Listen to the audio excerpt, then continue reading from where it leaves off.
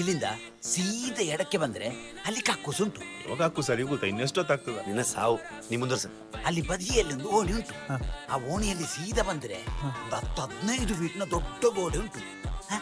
ನಾವೀಗ ಒಬ್ಬೊಬ್ರು ಒಂದು 5-6 ಫೀಟ್ ಉದ್ದ ಇದ್ದೇವೆ. ನಾನು 5.5. ನಾವು ಒಬ್ಬರ ಮೇಲೆ ಒಬ್ಬರು ನಿಂತು ಆಚೆಗೆ ಪಟಾಲ ಹಾರಿದ್ರೆ ಕ್ಲೀನ್ ತಪ್ಪಿಸ್ಕೊಳ್ಬಹುದು. ಹೇಗೆ? ಶಾಬಾಸ್. ಲಾಸ್ಟಿಗೆ ಯಾರು ನೀನ್ ನಿಲ್ತೀಯ?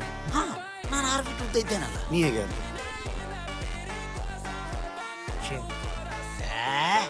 ನೀವು ಆ ಕಡೆ ಹಾರಿದ ಮೇಲೆ ಹೊರಗಿಂದ ಬಂದು ಗೇಟ್ ತೆಗಿಲಿಕ್ಕೆ ಆಗುದಿಲ್ವನಾ? ಹೊರಗಡೆ ಕಾವಲಿಗೆ ನೀನು ಅಪ್ಪರಿತಿರುವುದಲ್ಲ.